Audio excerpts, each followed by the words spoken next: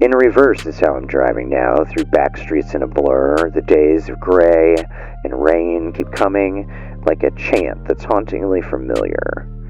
How did we get to this place that feels tragic and hopeless when not so long ago what would come of this was anyone's guess? You were just heating my jeans then, before even the first touch. I didn't even know your name, but wanted you more than I had wanted anything or anyone since I was 20 years old. Then, one day, my passenger seat no longer vacant, you turned a red light green, ripped stop signs from their roots out of the ground, flashed me a willing smile, and said, "Drive." I went from 0 to 60 like a 72 vet on a hot August night, flew past the Conscience convenience store, the winds of freedom, and your hands like soothing, cool blue water through my hair. Tickets, citations, violations, all destroyed in the flames that enveloped my bed, smoldering sheets, and a furious passion. I thought it would last forever as I lay there after, clutching a tiny piece of what I thought was you.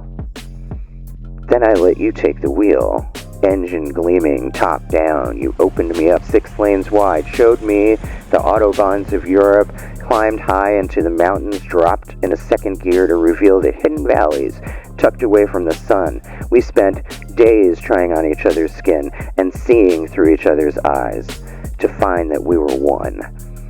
The heat of the core of the earth by night, love-making that scorched my very skin, the quenching stream of death's denial by day, and when each one came, you healed me again. For months, we lived and breathed each other. Somewhere, though, the road signs lied. Back in the driver's seat, my heart sank as I saw the familiar orange and white of construction barriers, as if in preparation for a disaster not yet occurred. You failed to meet my gaze in your own reflection on the windshield. I looked away, beyond other lovers on road trips, speeding down the southbound lane. I kept myself intact by taking a detour. I told you to rest. I told you to sleep while I drive, lay your head on my shoulder, all the comforting words, only a masquerade of the inflicting guilt that lay beneath. You looked through me with trapped and pleading eyes, unhinged your hand from mine as I followed the detour signs. For a time, we drove in silence, taking turns with varying speeds. Mine kept climbing as it always had, hoping if I drove fast enough, the blue flame I missed would ignite on the pavement. I set up flares around the wreckage, left you by the side of the road, hitched rides with strangers, only to return with empty dreams and gas cans. You locked up the gears in first and second, drove mile after painful mile through the tunnels of our discontent. This journey dragged on, interrupted occasionally for the flashing neon of hotels that rent by the hour.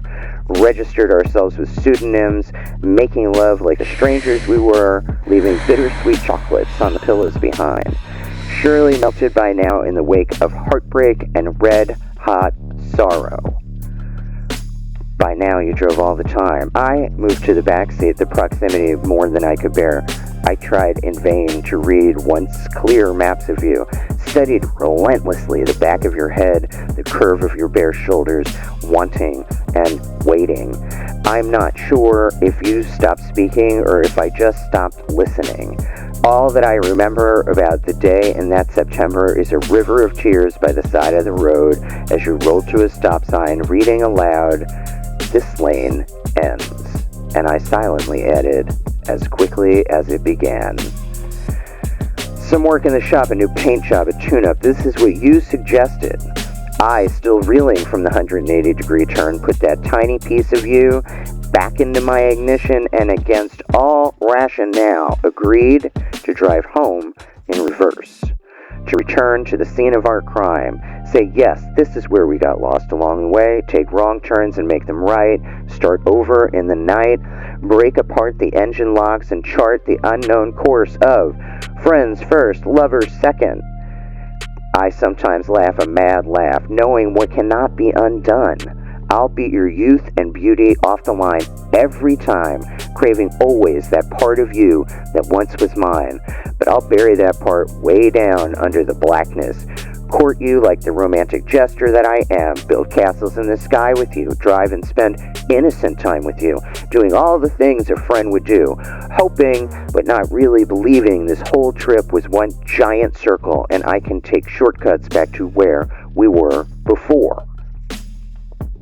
I think you know deep within that fate cannot be cheated. She lies in wait as I do, fully aware that if I can't drive as I always have and where I want, roadblocked by the bridges you're building while others are still burning, someday soon the truth and the heart of this matter will appear on your speed trap radar.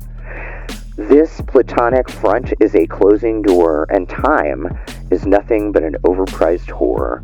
And soon I'll throw this car in park and say,